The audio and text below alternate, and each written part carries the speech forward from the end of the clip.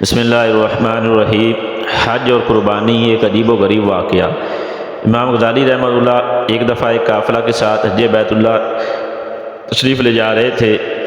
اثنائے سفر میں جہاں قافلہ قیام کرتا ایک 10-12 سال کا لڑکا بڑے والہانہ اور مجذوبانہ انداز میں چلتا پھرتا نظر آتا۔ اکثر میری مجلس میں آتا اور بڑے مؤدبانہ انداز میں بیٹھ کر میری گفتگو سنتا۔ اس کے اس شوق کو دیکھ کر میں نے پوچھ لیا، بیٹا میں تمہیں تنہا دیکھتا ہوں، اس طویل سفر میں تمہارا سرپرست و سربراہ کون ہے؟ تو وہ بچہ بڑے بے نیازانہ انداز سے گویا ہوا کہ حضرت جس نے مجھے اپنے گھر بلایا ہے وہی میرا سرپرست و سربراہ ہے، انسانوں میں تو کوئی نہیں۔ میں نے پوچھا، آخر سواری کا خرچہ اور خوراک وغیرہ کا کیا انتظام ہے؟ کہا، جس کا مہمان ہوں وہی میرا کفیل ہے۔ امام غزالی رحمہ اللہ فرماتے ہیں کہ مجھے بچے کے اس جواب سے اس کے ایمان و ایقان پر حیرت ہوئی۔ سوچا اس بچے کی روحانیت ہم بڑوں کو بھی مات دے گئی۔ میں نے ارادہ کر لیا کہ اس بچے کی ضروریات میں پوری کروں گا، لہذا میں نے تمام سفر میں اس کا خاص خیال رکھا، اس کو اپنے ساتھ سوار کر لیتا اور اپنے ساتھ ہی کھلاتا پلاتا، مگر ہر مرحلہ میں مجھے اسے تلاش کرنا پڑتا، وہ از خود اپنی ضروریات کے لیے کبھی میرے پاس نہ آتا، بس اپنی دھن میں مست رہتا، قافلے سے ذرا ہٹ کر کہیں نہ کہیں نوافل و ذکر و اذکار میں محو رہتا۔ اس لیے میرے دل میں اس بچے کی کشش بڑھتی گئی۔ جب مکہ مکرمہ پہنچے تو یہی صورتحال تھی۔ میں اسے تلاش کر کے اس کو ضروریات پوری کرتا، مکہ ہو کے مینا، مزدلفہ ہو کے عرفات میں بے تابانہ اسے تلاش کر کے اسے ساتھ رکھتا۔ جب قربانی کا دن آیا تو میں نے اپنے لیے جانور خریدا اور قربانی دے دی۔ پھر میں اس بچے کی تلاش کرنے لگا کہ اس کے لیے قربانی کا جانور خرید کر اسے دوں۔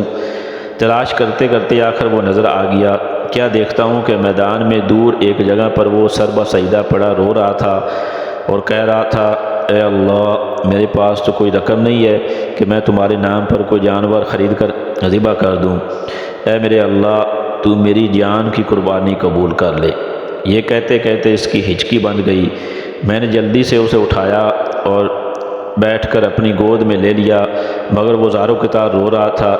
میں نے اسے تسلی دینے کے لیے کہا، میں تو تمہیں اس لیے تلاش کر رہا تھا کہ تم میرے ساتھ چلو، اپنی پسند کا جانور خرید کر قربانی دو، مگر وہ اس قدر دردناک انداز سے گریہ زاری کر رہا تھا کہ اس کا جسم کپ کپا رہا تھا، مجھے سے دیکھا نہیں جا رہا تھا، بس وہ بار بار یہی کہتا جا رہا تھا، اے اللہ، میری قربانی قبول کر لے۔ آخر اس نے ایک دل دوز آہ بھری تڑپا اور پھر ساخت ہو گیا، گویا اللہ تعالیٰ نے اس کی قربانی قبول کر لی۔ اس کا سر میری گود میں تھا اور میرے آنسو اس کے چہرے کی مٹی کو دھو رہے تھے۔ پھر میں نے عاطف کی آواز سنی، یعنی غیب سے آواز سنی، اے غزالی، اس بچے نے اپنی قربانی پیش کر کے تمام حجاج کے حج قبول کروا لیے، ورنہ ہم کسی ایک کا بھی حج قبول نہ کرتے۔